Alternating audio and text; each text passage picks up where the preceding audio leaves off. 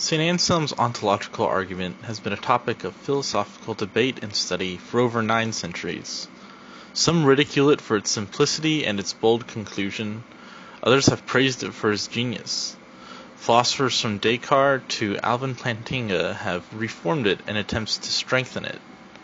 I have spent some time studying the argument. One of my last philosophy papers in seminary was a defense of a strong interpretation of the argument. It has followed me as a topic of meditation for a number of years now. Before I start explaining the content of the argument, I will give a little background of the saint who famously created it. St. Anselm was born in 1033 or 1034 in Aosta, then part of the Carolingian kingdom of Arles, now a part of modern Italy. At the age of 27, St. Anselm entered Bec Abbey, a Benedictine abbey near the French city of Rouen. In 1079, he was unanimously elected the abbot of Bec. Bec flourished as an intellectual hub of the area, attracting many students. St. Anselm was known for his love of philosophical discussion with the students of the school.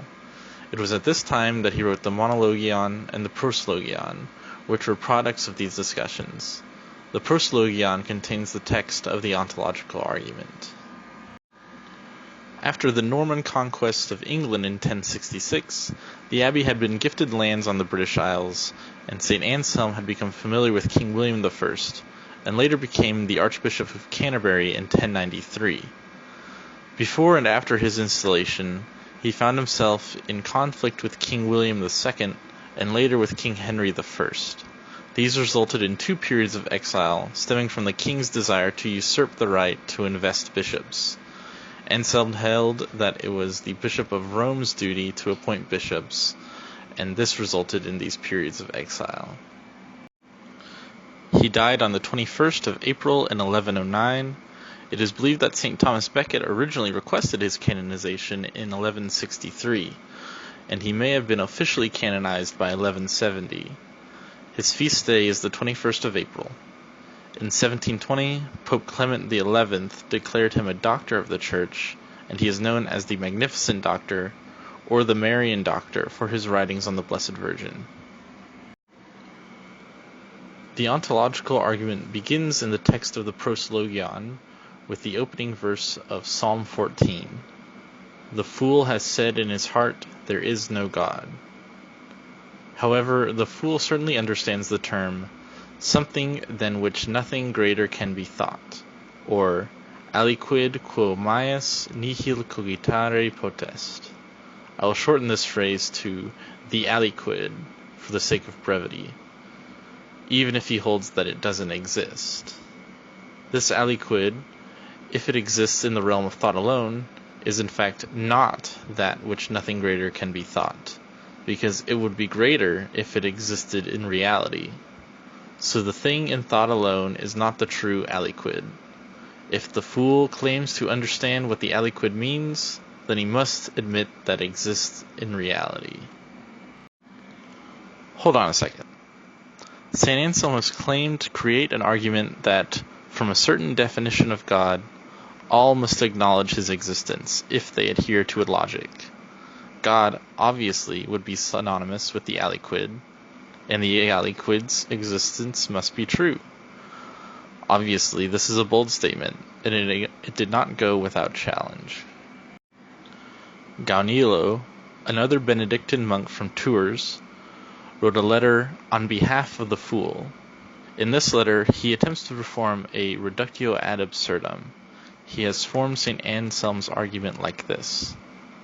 God is that which nothing greater can be thought. It is greater to exist in reality than in thought alone. If God exists only in thought, then a greater thing can be thought, i.e., the God that exists. Therefore, God must exist in reality. His reductio replaces God with an imaginary island of untold treasures, called the Lost Island. His parody goes as follows. The lost island is that island that no greater can be thought. It is greater to exist in reality than in thought alone. If the lost island exists only in thought, then a greater island can be thought, i.e., the island that exists in reality. Therefore, the lost island must exist in reality. Before I go into St. Anselm's response to this challenge, I want to note something about the character of St. Anselm's response. In the reply to Ganilo, St. Anselm expresses great joy that his work is being challenged. He knows Ganilo is a faithful man trying to obtain better understanding. I imagine this response reminded St. Anselm of his philosophical debates among his own students, and he was delighted to hear an outside voice commenting on his work. He and Ganilo never met, but I believe they respected each other. I think there's a good lesson here for us who try to communicate the truth of the faith online. Although we are all very remote from one another, we should find joy in the fact that we can interact with one another in our quests for understanding, even if we don't always see eye to eye on certain things. St. Anselm's reply to Ganilo is very simple. He has made a category error. A lost island, no matter how great, is not God. Therefore, Ganilo's reductio falls flat. There's been continued debate over the effectiveness and even the validity of the ontological argument. Thomas Aquinas rejected it, as he believed that it proposed that God's existence is self-evident. Other modern critics have dismissed it as a deceptive wordplay. Other philosophers, and curiously mathematicians, have developed new forms of the ontological argument that greatly differed from St. Anselm's. Alvin Plantinga uses the possible worlds model to prove that God must exist. Kurt Gödel posthumously published an ontological argument for God's existence using formal logic. It is of note that a certain form of Gödel's argument was given to an automated theorem prover, a software tool I believe used to verify the consistency of computer code, and the argument was declared consistent. Philosophically, all of this is very good. I'm glad that even in our times, St. Anselm's work is being read and seriously thought about. However, I have had the most fruitful meditations not about the philosophical weight of the argument, but its spiritual fruits. The simple declaration that God is the greatest thing that can be thought is important, especially for the faithful, who think about God regularly. I have gained much from contemplating God's greatness, and I think that is what drove St. Anselm to write his argument. Not philosophical curiosity, but love for that which nothing greater can be conceived. Lastly, I want to explain why I chose this topic.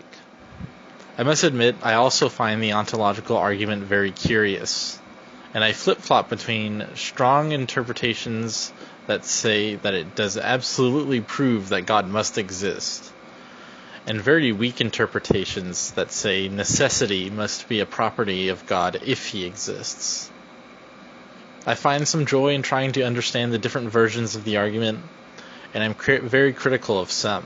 For example, I have a deep philosophical hatred for Descartes' ontological argument. But more important to me than this is my devotion to St. Anselm.